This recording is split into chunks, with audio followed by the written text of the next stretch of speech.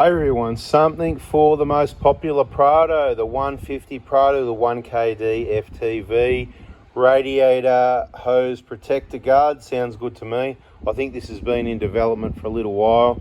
Apparently it only takes 2 minutes because it's only a sip of beer to put on there. So let's get on with it and have a look and see how well we think it's going to protect the radiator. This vehicle here has a new radiator, not because this got broken off, and they don't really break easily, but it is a fact that the radiator material's rock hard and these can snap off easily because this part alone tends to deteriorate and it can crack off there. It doesn't take much. People often, with a big heavy battery replacing it, they bump it on the rubber there and the rubber kind of grips on the plastic and sort of pulls it, and with the weight, and so they do kind of snap off easy. But that being said, the rest of the radiator material I've tried, tested, hit it with hammers, even when it looks deteriorated and discolored, quite solid. So you could do a repair and re-tap that, but this is about prevention, not on a new one, but on a new one, an old one, or any other one. This one here is a prime candidate. This one was actually at a battery shop when they were lifting in, I think it was this battery, and they knocked this and it broke. Of course, then it went off to the Toyota dealer, I believe on a tow truck, to get the radiator replaced. So it's only a few years old. Whether that's good or bad, but let's see if we can work out how to get this guard on there in 2 minutes. Now everybody knows my video is going to take a bit more than 2 minutes, but I'm going to give you the detail so you don't have to have the stress. Now there's two pieces. The first one's quite simple, right? This, in that configuration, goes straight over the side, right? And I'll agree that this is quite strong. Nothing's going to happen as long as it ends up without those studs, if you like, hitting on the plastic, and I'm sure it won't. Now let's just put that aside, out a little bit of the way for a minute. I'm just pulling it back a little bit. It's a nice snug fit. But when you go to put this on, if you're like me, and if anybody's going to have trouble installing something, it's going to be me, right? I'll kind of go like this and I'll go, oh, hang on, it's not actually, oh, I can't, and I'm being a bit silly here. But look, it's not, how do I get the holes to line up?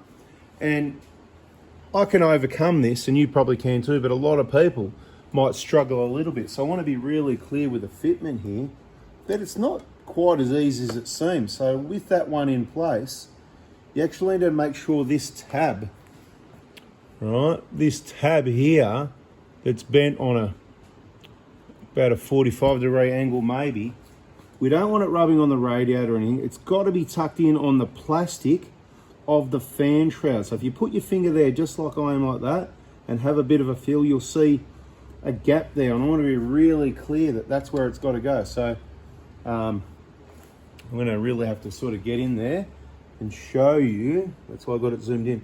So when you're pushing it, you got to make sure, even to the point that that tab, you can put that in first, right? So put the tab in position first, so it's not even on that yet.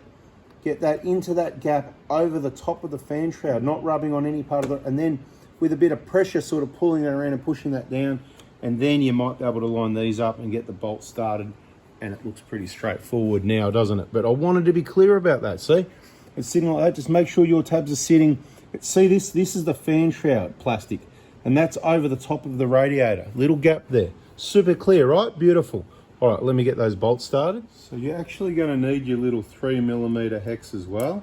And like always when working on the vehicle, anywhere particularly near a battery or any wires, right here we're next to the battery, that's uncovered because we're just about to charge that. So it's probably a good idea to just temporarily cover that up again, but be careful using tools like this, once again, in case you're going to earth and you touch a positive at the same time. But we're just going to nip, actually I haven't even got that one started yet, probably better get that started. Never put a tool on.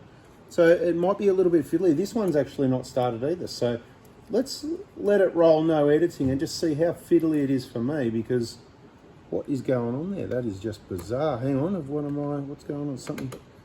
Yeah, no, keep that push back there like that. You would have thought I got it started by now. I've been fluffing around for ages, actually. Right, come on. So the point of these videos is, some videos make things look easy, and sometimes it is. And sometimes you've got to have a little bit of patience and more than just a sip. So I would say bring a nice cold one with you, set the fridge on -2, approximately an hour, when the beer's already cold, because I can't get that started, right? Now, I'm sure I'm going to, but this is just real stuff here. And as you can see, I'm holding it in alignment straight as I can. I'm holding the bolt straight. I've started a few bolts in my life, and this one, I can't get started. And I don't mind showing you that. I'm going to put that one aside. Is this one started? Yep, this one's definitely started 100%. That one started. Always leave the other one loose. It's all straight. It's lined up. Maybe there's a faulty riv nut or whatever these things are called. Whatever you want to call them. All right, because, hang on. Oh no, hang on. No, yeah, no, yeah, no. I keep thinking I'm looking in the hole, making sure I've got it all squeezed into alignment. It's nice and straight, flat. It should be simple. Mate, I can't believe it. You know, the lines of alignment need to be a little bit bigger to allow a bit more room. I wouldn't have thought so. It looks good, but I'm trying to angle. It just doesn't really want to start. And this is going to become a long video. Here we go. There it is. It just started. I'm pretty sure that. No, it didn't actually. I don't think it has. Oh no, it might have started. Yeah, I think it has. Right, so we got there in the end. So a bit of patience, right, and a bit of be careful at the battery there. How tight we're going to do these up? Well, we don't want to break anything while we're doing them up either, do we? They've got some little rubber washer grommet type things on there which are going to help it from coming loose. But now let me analyze this. So pressure on there, then that bracket is supporting it, pushing against the shroud over the radiator, not on the radiator itself. So, you know, I'm a bit crazy, right? The pressure goes there, and then onto this side piece. I think this is bloody awesome. So guess what? Kaon have done it again. This is a good one, right? Let me just nip it up and make sure we're going to do a final analysis. Except it's initial, it's not final, is it? It's just real. And just say, let's really think. There's people I know that think I'm Kaon and I've got shares in Kaon and I own Kaon or something like. No, I don't own them. I don't have shares in them, and I don't make a cent from them. I don't stock them. You don't buy them off me. You buy it direct from kaon.com.au, right? So that has to be in that slot. So it doesn't actually sit 100% straight, I've got to tell you. So if you're expecting to sit 100% straight or anything like that, I think it's good. It certainly does the job, preventing people leaning on that. But the biggest issue is also, now when we've worked on the vehicle, I've had one break on me, okay, just one, when I took the clamp off and went to take this hose off, and literally it just went, and just the whole thing came off and the piece was still in. And then on the vehicle worked on the other day, new engine, new radiator, so it didn't matter. But what I did once the radiator was out, I went, we're keeping this radiator for a spare. Yeah, good idea. Gave it a quick clean down. And I said, let me just check this. And I grabbed it and I just gave it the slot, and it just went snap and just snapped straight off. So if your radiator is more than 10 years old, don't touch that. It's not going to break unless you touch it, test it. It's not going to happen on the tracks. So get this on there because it's going to help prevent any bumping when you replace your battery and all that sort of thing. And what I'm saying is the radiator is still really good condition, in my opinion, after years. That you don't need to replace it if you can avoid it. And there's plenty of material in there. You should be able to tap it out and put a little barb in there and replace it. What would be really good if Kaon had a kit for that as well, and you had an add-on where you could buy this and that together. So there's an idea. Let us know in the comments if that's something that you'd be interested in. Have you got one of these yet? Are you going to get one? Or would you really want a repair kit with it as well? Because I reckon that's a great idea. Because about every 10 years, it seems these are getting to the point that this is in the 150 Prado on the 1 GD only. I want to be clear. Rewind.